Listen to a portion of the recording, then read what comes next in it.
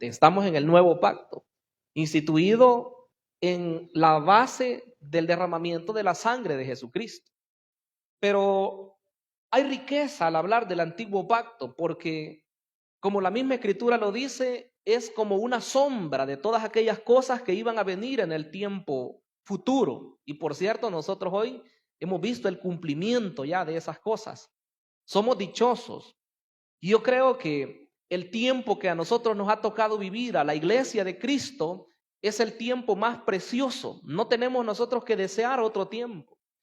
Porque a veces se oyen comentarios de personas que hubieran deseado vivir por los tiempos de Abraham, de gente que desean vivir allá por los tiempos de los profetas, o en los tiempos que Cristo pisó esta tierra, o en los tiempos de los apóstoles o de la iglesia primera. Hay gente que al ver algunas situaciones que pasaron ahí, anhelan el poder estar o haber estado en ese tiempo.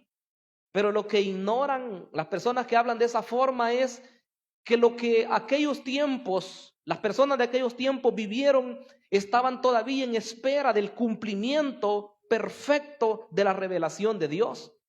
Y es algo que nosotros sí lo vivimos en este tiempo. Desde 2000 años para acá, desde el tiempo de la venida de Cristo, hermanos, la revelación de Dios se vio cumplida. Todo aquello que anunciaban en los tiempos de Moisés, lo que anunciaban los profetas mayores y menores, escritores y no escritores, eso se cumplió con la venida de Cristo.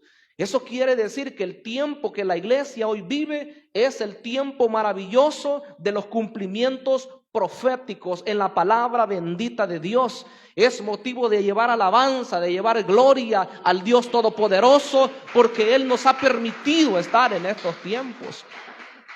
No tenemos que anhelar nosotros o envidiar a otras personas que vivieron en tiempos maravillosos, porque han habido momentos hermosos en los tiempos bíblicos.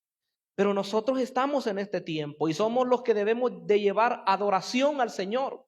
Debemos de llevar nuestra mejor alabanza al Señor, porque hoy tenemos una revelación plena.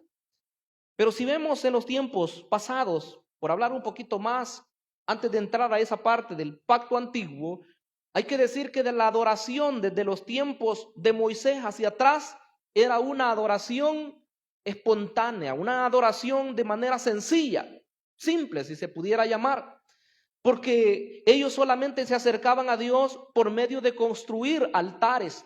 La Biblia dice que Abraham era un ejemplo.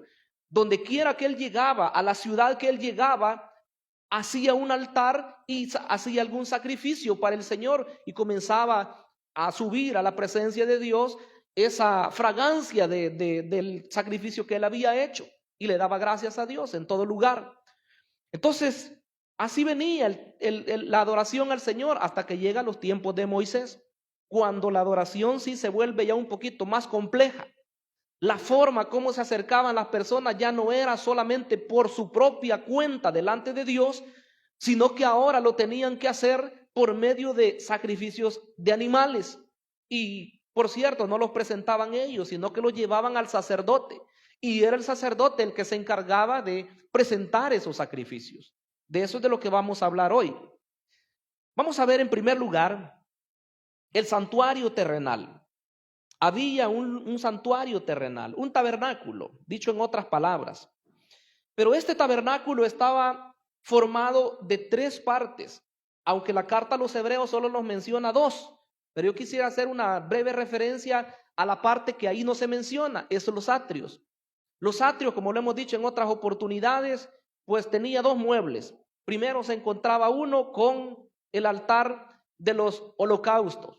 Y ahí se sacrificaban los animales. Eso estaba en la parte de afuera del tabernáculo, en los patios, pudiéramos decir. Pero luego estaba el siguiente mueble, que era la fuente de bronce, donde los sacerdotes se lavaban antes de entrar a oficiar dentro del tabernáculo propiamente dicho. Ahora, las 2 partes que se refiere la carta a los hebreos, lo que hoy hemos leído, son el lugar santo y el lugar santísimo. Es como que si esta casa la dividiéramos en 2 partes. La primera, al entrar de allá para acá, es el lugar santo, y luego la que está más al fondo es el lugar santísimo. En esos lugares habían muebles también, que brevemente yo quiero referirme a ellos hoy, por la gran riqueza tipológica que tienen.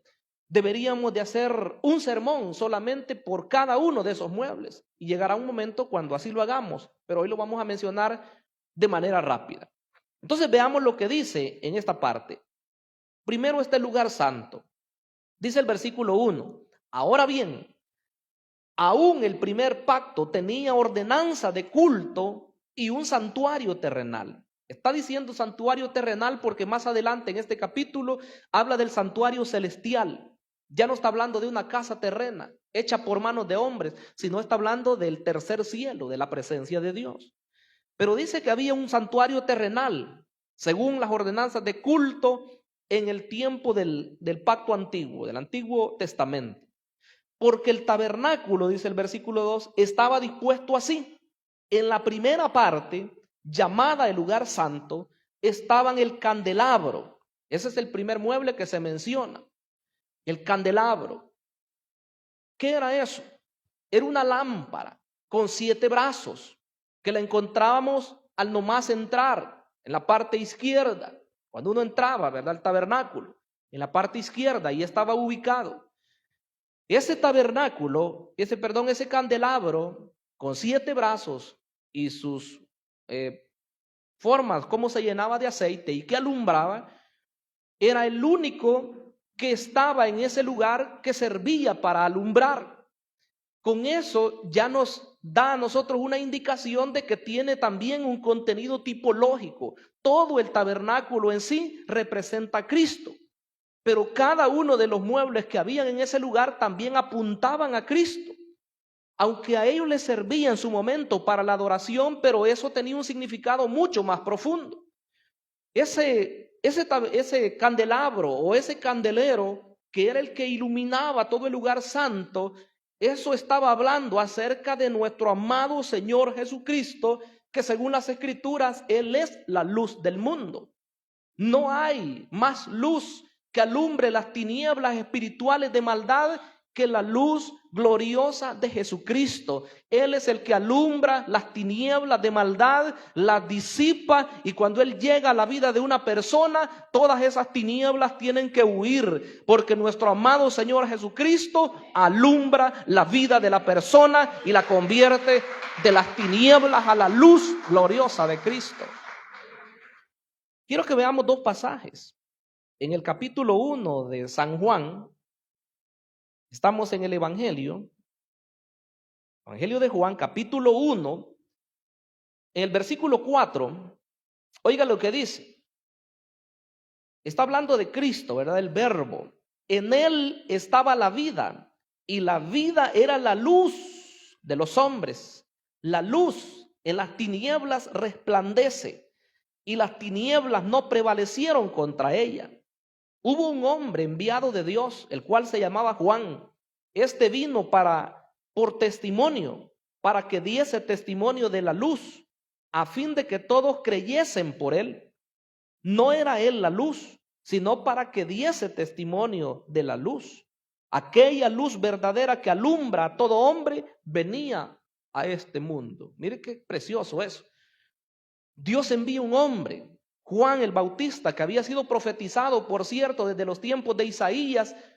Había sido anunciado el mensajero que venía a preparar el camino del Señor, y ese se cumple en los tiempos cuando Cristo va a nacer. Y dice que iba a preparar el camino, iba a presentar la luz. No era él la luz, dice, sino que para que hablara acerca de la luz. Y en el capítulo 8 de este mismo evangelio, versículo 12, Juan 8, 12, es un pasaje muy conocido también, donde dice otra vez, Jesús les habló diciendo: yo soy la luz del mundo. El que me sigue no andará en tinieblas, sino que tendrá la luz de la vida. Mire qué glorioso eso. Cristo se presenta como la luz del mundo, aquel que alumbra, ¿verdad?, las tinieblas de maldad de las personas. Y alguien que se encuentra con Cristo y le entrega su corazón de verdad, nunca más vuelve a ser el mismo. ¿Por qué? Porque Él cambia, no cambia lo externo primero, hermanos. Ese es el error que cometen los humanos a veces. Quieren cambiar a las personas con sus palabras o con sus gritos. pero Dios cambia el corazón de la persona, lo convierte, lo regenera. No se ve humanamente el cambio, pero eso ocurre en lo más interno de la persona. Y cuando la persona es cambiada por el poder de Dios, por supuesto que su vida cambia. Toda su forma de ser, su forma de hablar, su forma de comportarse cambia, porque donde Cristo llega, las tinieblas tienen que huir.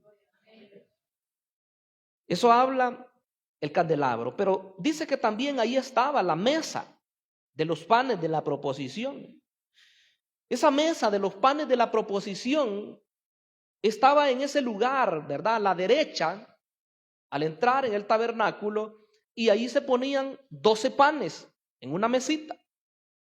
Esos panes estaban en 2 filas o 2 hileras de 6 cada una. Representaban las 12 tribus de Israel. Pero también esos panes que eran puestos en ese lugar servían para alimentar a los sacerdotes. Cada mañana quitaban los panes que estaban y ponían otros nuevos. Y así cada día, cada día. Ahí estaban esos panes. Pero esos panes también nos hablan acerca de Jesucristo nuestro Señor, el cual es el pan verdadero. Él es el pan que Dios ha dado. Él les dijo en una oportunidad, no les dio Moisés el verdadero pan del cielo, sino que mi Padre hoy les está dando el pan que ha venido del cielo, refiriéndose a Él. Y las personas en esa oportunidad no lo entendían y ellos querían incluso matar al Señor. Y decían ellos, ¿qué es lo que quiere de nosotros?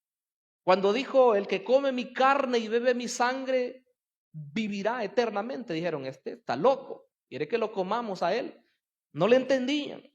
Si vemos en el Evangelio de Juan, capítulo 6, versículo 35, vea lo que dice. Jesús les dijo, yo soy el pan de vida. El que a mí viene nunca tendrá hambre. Y el que en mí cree no tendrá sed jamás. Oiga lo que dice. Yo soy el pan de vida. El que a mí viene nunca tendrá hambre, dice el Señor. El que a mí viene nunca tendrá hambre y el que en mí cree no tendrá sed jamás. Está hablando de los deseos del mundo, ¿verdad? De sentirle ese sabor al mundo y de querer estar más allá. No, el que come el pan de vida, el que come del pan que es Jesucristo. Claro, aquí no está hablando de comerlo a él literalmente, ¿verdad? Está hablando de recibirlo por la fe, de hacerlo nuestro, de interiorizarlo en nuestro corazón. Ya la persona no vuelve a ser igual. Entonces esa mesa de los panes tipificaba al Señor Jesucristo. Pero ¿sabe de qué más era tipo?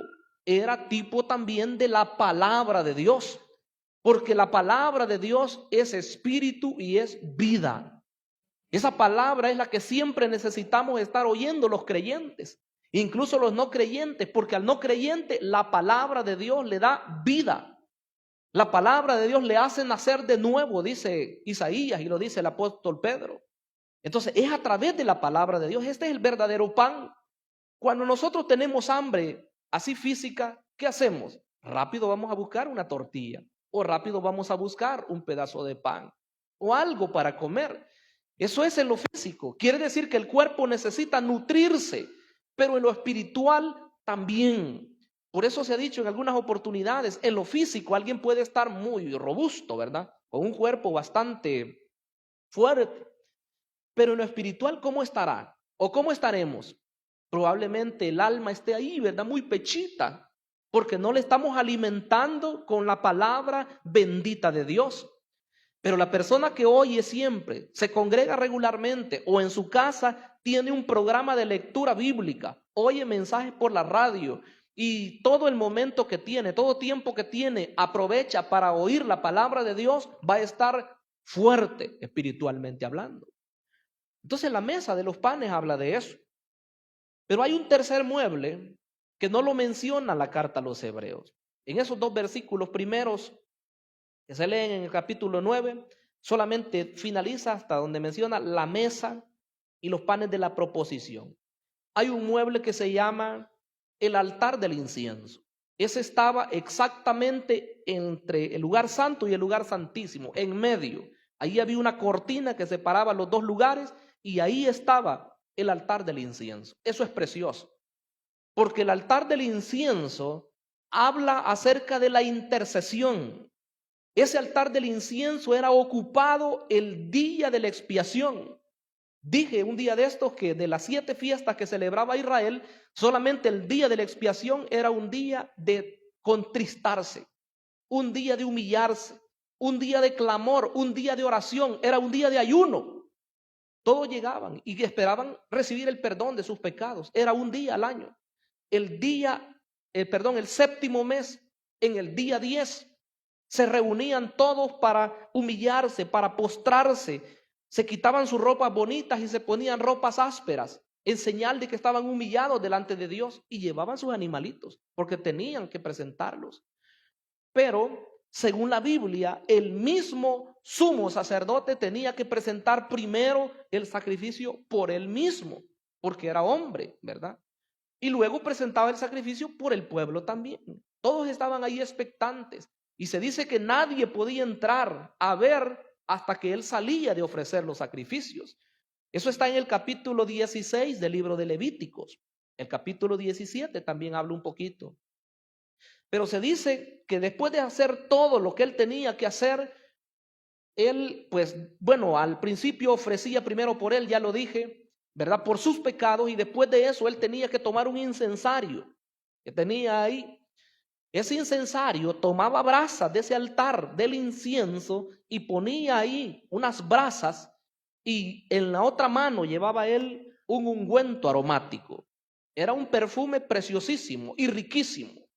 Ese era el que derramaba en ese incensario y luego entraba, ¿verdad? Pasaba de la cortina del lugar santo al lugar santísimo y llegaba y ofrecía esa fragancia preciosa ahí por donde estaba el arca del pacto. Esa fragancia y ese perfume subía, ¿verdad? La presencia de Dios, y Dios recibía eso.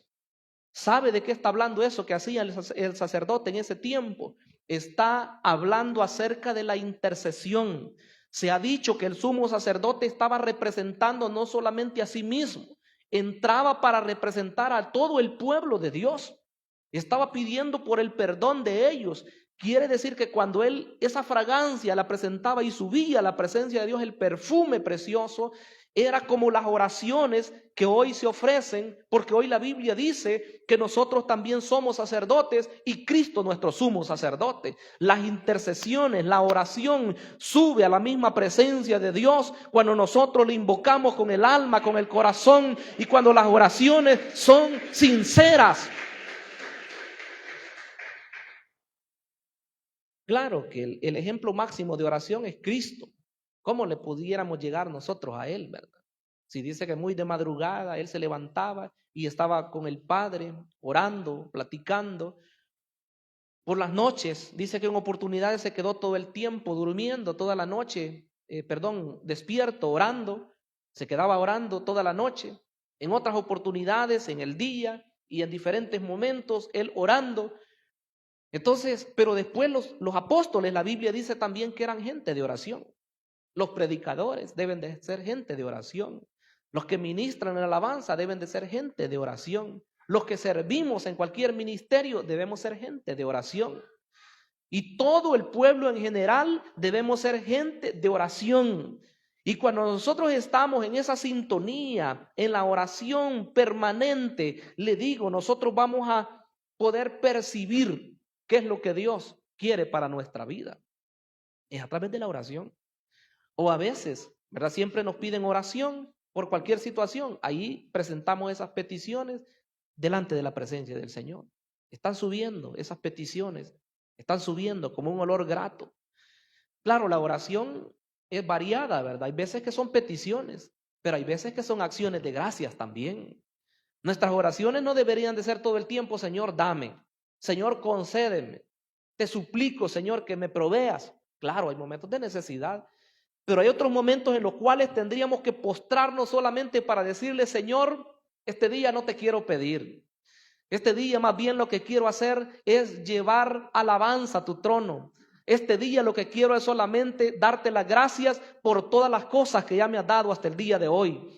Y comenzar a agradecerle por la vida, por los hijos, por el trabajo, por la casa, por el vehículo, por el terreno, por todo lo que Él nos permite, hermanos. Es bueno darle la honra y la gloria a Dios. Decirle siempre que estamos agradecidos porque Él nos lo provee. Es bueno darle gracias a Dios.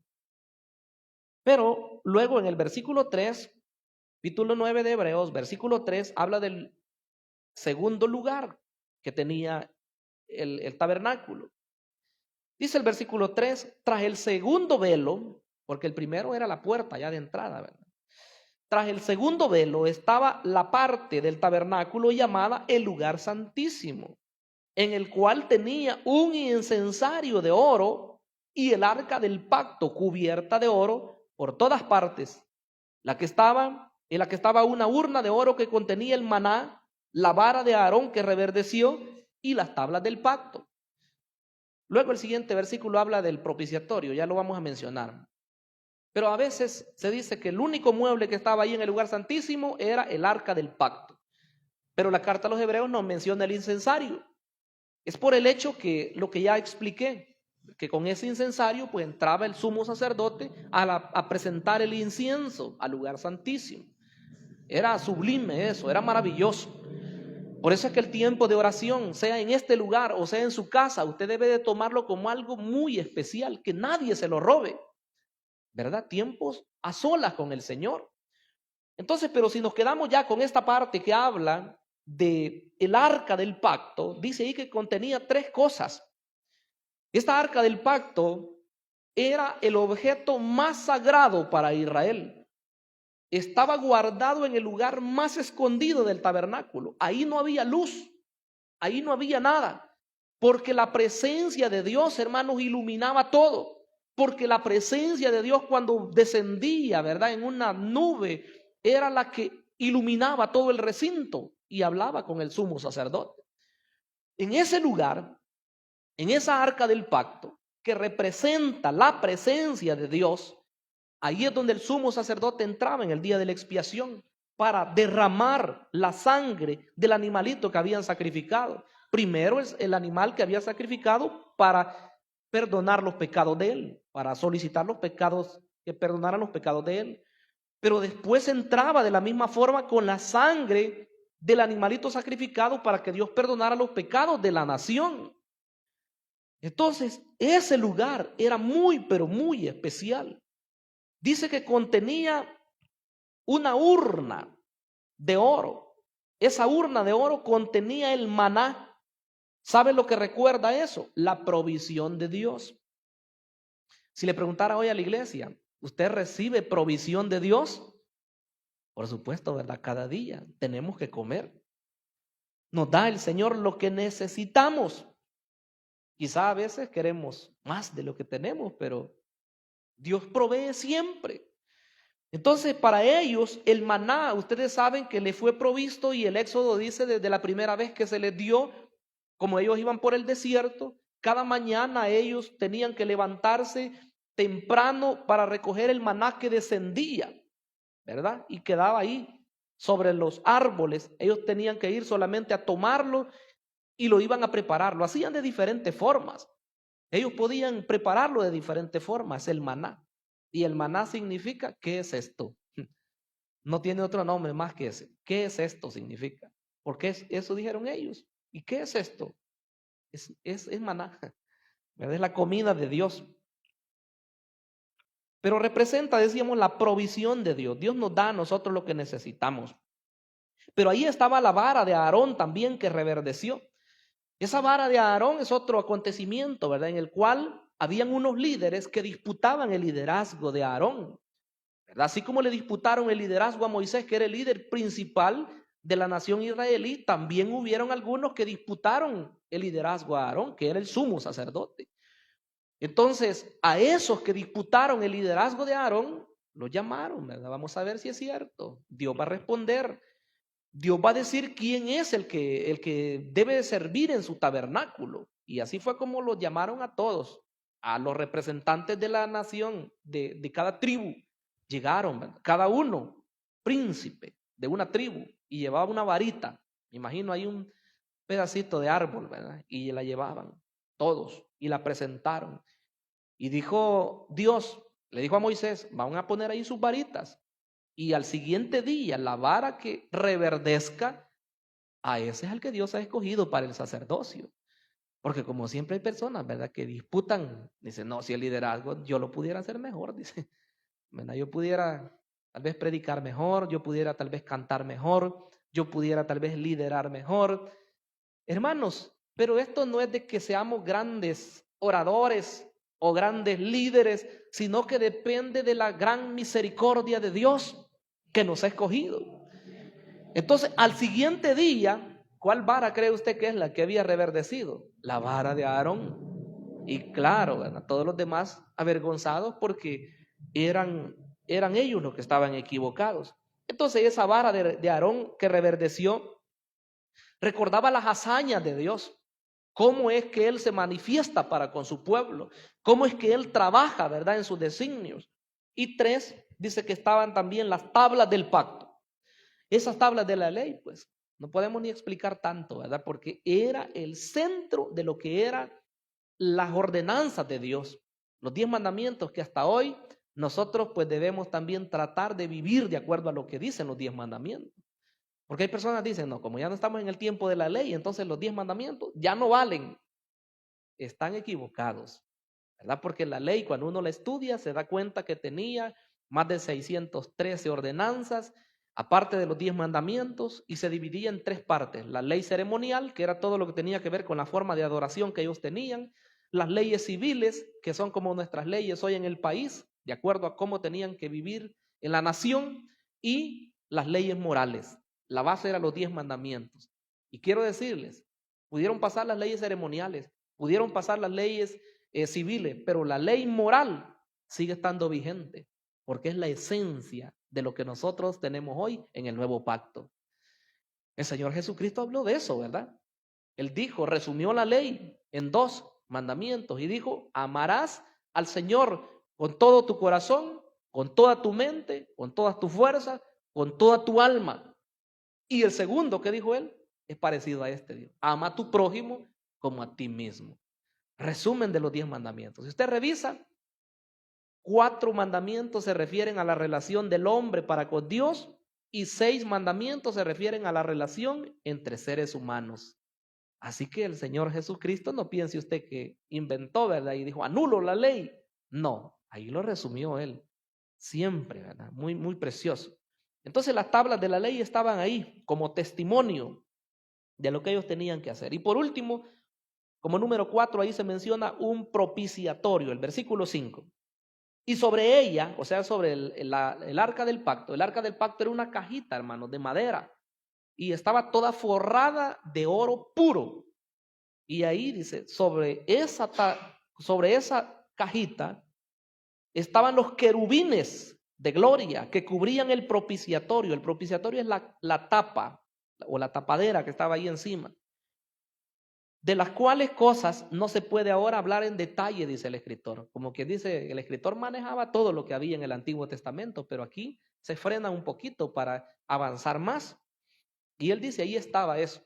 Sobre esa cubierta y esos querubines preciosos que estaban ahí.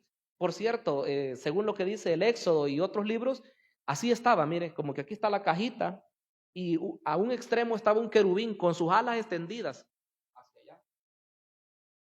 Y el otro querubín en el otro extremo, aquí, con sus alas extendidas hacia allá. Se dice que lo que representaba era que ellos estaban cubriendo ese lugar, que nadie podía accesar a ese lugar porque era un lugar santísimo. Si pudiéramos ver cómo era de delicado el lugar santo, piense ahora cómo era de delicado ese lugar donde era que la presencia de Dios se manifestaba y de ahí declaraba su voluntad al sumo sacerdote. Y el sumo sacerdote después salía a dárselo al pueblo. Entonces era un lugar muy especial. En ese lugar también el sumo sacerdote, cuando traía la sangre de los animalitos que ya explicamos, entraba a ese lugar santísimo y con esa sangre la derramaba sobre lo que era el propiciatorio. Es más, ni siquiera la derramaba, sino que dice que con su dedo, dice que echaba sangre ahí. Quiere decir que la sangre siempre está tipificando lo que es el perdón de los pecados. Aunque en ese tiempo solamente se dice que como que cubría, ¿verdad? Los pecados de las personas. Ahora, quisiera tratar brevemente, en segundo lugar, el sistema de sacrificios y qué es lo que representaba. Vamos a mencionar 3 cosas. El sistema de sacrificios. En ese tabernáculo se ofrecían sacrificios. Número 1, señalaban la gravedad del pecado, los sacrificios. Como que pudiera decir alguien, pecado. ¿Por qué se alarman? ¿Verdad? Si todas las personas pecan. Pero siempre Dios tuvo el cuidado, ¿verdad?, de decir que su pueblo era un pueblo santo, que su pueblo era un pueblo especial.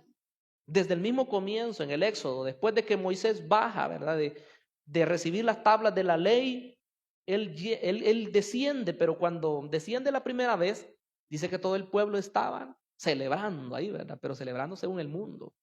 Estaban enfiestados, ¿verdad?, en una manera desenfrenada. Y el siervo Josué, que quizás todavía no tenía el buen discernimiento espiritual en ese tiempo, era un joven, dice que le dijo a Moisés, están ahí en voz de algarabía, le dijo, están ellos, quizás le quiso decir en un culto de acción de gracias, ¿verdad? Pero no, nada de eso. Estaban desenfrenados, estaban haciendo todo tipo de orgías en ese lugar, terribles. Y Moisés, cuando bajó, como tenía él el celo de Dios, ¿verdad?, la santidad de Dios estaba en él, dice que las tablas que traía en sus manos las hizo pedazos. Y claro, Dios no lo censura por eso, porque en ese momento él estaba en la sintonía con Dios, ¿verdad? De lo que él deseaba para su pueblo era que fueran santos. Todo lo que él traía en sus manos, las ordenanzas, y al ver que el pueblo estaba haciendo todo lo contrario. Es como que hoy nosotros predicáramos siempre, ¿verdad?, de la santidad, de la palabra de Dios, de guardarla, de vivirla, pero el pueblo haciendo siempre pecado. Entonces, no es lo que el Señor quiere. En el Éxodo 12 está un ejemplo, ¿verdad?, que les dice que ellos tienen que tomar un corderito, que lo preparen, que lo van a inmolar ya en el día 14, y todo eso, por supuesto, también representaba el sacrificio de Cristo más adelante. El otro ejemplo es el día de la expiación, como ya lo mencionamos, Levítico 16 y 17 también. Pero acá en Hebreos 9:22, oiga lo que dice. Y casi todo es purificado según la ley con sangre, y sin derramamiento de sangre no se hace remisión. Cuando le da las leyes por primera vez Dios a Moisés, dice que cuando él habló al pueblo, dice que él roció con sangre la ley y roció con sangre los utensilios que iban a utilizar en el tabernáculo y roció con sangre a la gente misma. Fíjense, todo eso. El tiempo no nos alcanza hoy para leer todo eso del Antiguo Testamento, pero estaba simbolizando entonces ese sistema de sacrificios, que el pecado es grave, que el pecado produce separación entre los hombres y Dios. Por eso es que hoy en los tiempos del Nuevo Testamento debemos saber que de igual forma el Señor demanda santidad de nosotros. Si es esposo, tiene que guardarse para su esposa. Si es esposa, tiene que guardarse para su esposo. Si es joven, tiene que mantenerse como debe de ser también, ¿verdad? Verdaderamente solo y esperar el momento hasta que Dios dice, se casa formalmente y claro, todas las cosas son hechas en formalidad. Bueno, y no solo los jóvenes, sino que los adultos también, ¿verdad? Hay que hacer las cosas bien delante del Señor. Entonces, ¿pero qué más nos habla esto? Como número 2, proporcionaba un camino a Dios por medio de la fe, la obediencia y el amor. No piense usted que solamente el sacrificio. Aquí traigo mi animalito, vaya, Aarón, aquí lo traigo, sacrificarlo. Y ya, como que nada pasó, ¿verdad? Que lo sacrifique y ya, tranquilo. No, esas personas venían, pero con un miedo terrible. Yo creo que a nosotros hoy ya eso casi se nos pasó, a veces por las prédicas que hacemos nosotros. Ustedes tienen garantizada su salvación, hermanos. Y la gente bien tranquila y a veces están en pecado y piensan que son salvas. Y no es así la cosa. ¿verdad? Se demanda santidad siempre del Señor para su pueblo. Entonces ellos llegaban con su animalito y lo llevaban cargando. Siempre había algún sacrificio, ¿verdad? Algún obstáculo. Y ellos llegaban esperando que el Señor de verdad les perdonara sus pecados a ellos. Esa era la confianza de ellos. Entonces iban con fe, creyendo primeramente en que Dios iba a aceptar ese sacrificio. ¿Cómo más? También iban ellos obedeciendo a Dios. Y pudieran decir, ay, ¿y para qué tantos animales? Si la Biblia dice que eran miles de animales que sacrificaban. ¿Y para qué tantos, verdad? Dios lo había dicho. Si a nosotros nos tocara hoy así, fuera bien difícil, ¿verdad? Que todos vinieran ahí con su corderito o con una cabrita, o los más pobres con un poquito de harina, porque así era, ¿verdad? O con 2 palomitas o unas tórtolas para que las sacrificara el pastor.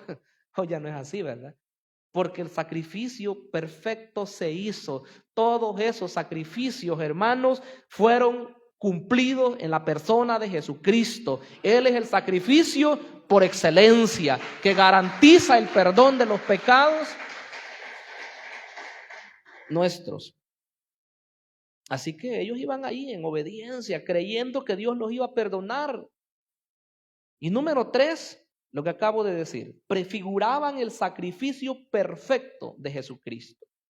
Eso es lo que prefiguraban los sacrificios de animales.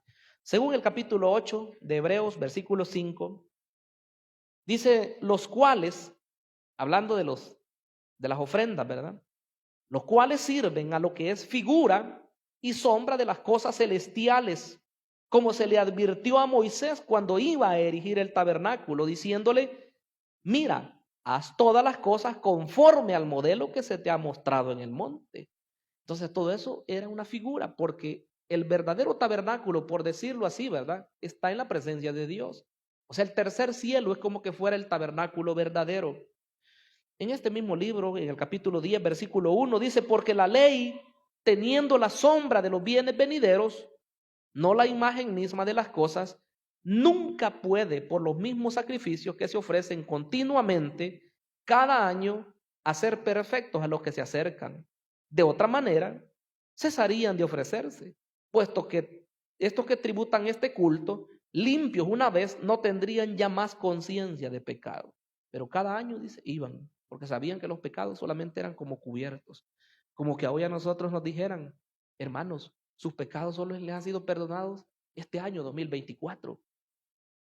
Y en el comienzo del 2025 le pedimos perdón al Señor otra vez porque nuestros pecados no están perdonados del todo. Pero ustedes saben que no es así, ¿verdad? La Biblia hoy nos dice a nosotros que nuestros pecados están perdonados gracias al sacrificio perfecto de Jesucristo. Si nosotros lo recibimos, vamos a caminar bien en la obra del Señor. Pero si usted no lo cree, entonces todo el tiempo va a andar en su mente y me perdonó Dios. Y tal pecado me lo habrá perdonado. Y este otro, no, pero es que este es más negro, este es más rojo. La sangre de Jesucristo, dice la Biblia, nos limpia de todo pecado. Primera de Juan 1:29, el Evangelio de Juan 1:29. Evangelio de Juan 1:29. Este es el penúltimo versículo que vamos a leer, otro más y finalizamos. Dice 1:29, el siguiente día vio Juan a Jesús que venía a él y dijo, he aquí el Cordero de Dios. ¿Cómo dice la última parte? Que quita el pecado del mundo. Obviamente que no es automático, ¿verdad? Sino que cada persona recibe a Jesucristo como su Salvador y ahí sus pecados son borrados. Los que son rebeldes y que nunca quieren nada con el Señor, esos sus pecados permanecen, ¿verdad? Y un día llegará la condenación, no porque Dios sea malo, sino porque no quiere la persona. Así que los que hemos recibido, dice, la sangre de Jesucristo nos limpia de todo pecado. Y primera de Pedro 1:18. Este es el último texto que leemos hoy. Primera de Pedro 1:18 dice, sabiendo que fuisteis rescatados de vuestra vana manera de vivir, la cual recibisteis de vuestros padres, no con cosas corruptibles como oro o plata, sino con la sangre preciosa de Cristo, como de un cordero sin mancha y sin contaminación. ¿Hemos sido comprados nosotros? Amén. ¿Cuál es el precio que valemos nosotros? ¿Valemos el oro? ¿Valemos plata? Aunque son cosas preciosas. No, valemos la preciosa sangre de Jesucristo que fue derramada en la cruz del Calvario. Eso merece toda nuestra exaltación y toda nuestra alabanza. Y vivir eternamente agradecidos con el Señor, hermanos, porque la forma de adorar del antiguo tiempo, lo decíamos hace un momento, era bastante rigurosa, bastante complicada, muy compleja, pero las personas se acercaban porque así les habían dicho. Todo el sistema de culto giraba alrededor de lo que se hacía en el tabernáculo. Así era la forma. Y hoy nosotros tenemos la libertad y a veces no la aprovechamos. En el siguiente mensaje, si Dios nos permite, pues vamos a ver la adoración ya en los tiempos del nuevo pacto, de Cristo para acá, porque eso comienza diciendo el versículo 11 y los que siguen. Así que sea el Señor guiándonos siempre a una verdadera adoración, que sea en espíritu y en verdad, como lo dice el Evangelio, y que nuestra vida por completo sea de alabanza para el Señor, hermanos, porque eso quiere Él. Lo que hacemos, por supuesto que el Señor lo recibe bien, pero Él quiere, antes que nuestro servicio, quiere nuestro corazón. Así que si usted no le ha recibido todavía o anda alejado del Señor, hoy es buen momento para reconciliarse con Él. Vamos a orar, inclinamos nuestro rostro y le decimos: Padre amado, que estás en los cielos, mi gran Señor, en esta preciosa hora, queremos alabarte, queremos exaltar tu nombre poderoso, Señor. Nuestra vida, Señor, por completo te pertenece. Nuestra vida, Señor, no sería lo que hoy somos si tú no hubieras llegado a nosotros. Nos rescataste, Señor, de una vida sin sentido, de una vida de tinieblas, de maldad, y hoy podemos decir que estamos en tu luz. Tú te has manifestado, mi gran Señor, a cada uno de nosotros. Has hecho obras maravillosas. Has hecho obras preciosas, Señor, y quieres seguirte glorificando en nosotros. Solamente que nosotros podamos darte ese lugar, que podamos darte cabida para que sigas haciendo la obra de purificación en nosotros. Santifícanos cada día, Señor. Te lo pedimos en el nombre de Jesucristo. Que estemos listos para ese gran día, el día del arrebatamiento de la iglesia, el día de la resurrección de los muertos también. Mi Dios, pues tú vienes por una iglesia santa, sin mancha, sin arruga, ni cosa semejante que pueda haber, Señor. Te agradecemos en Cristo Jesús. Amén y amén. ¿Cuánto damos gloria a Dios? Bendito sea el Señor. Amén. Bien, no quiero dejar pasar la oportunidad para hacer un llamado, ¿verdad? Si usted quiere hoy aceptar a Jesucristo como su Salvador o reconciliarse, pues este es el buen momento. Aquí tenemos con nosotros a nuestro hermano Miguel, ¿verdad? Platicábamos con él.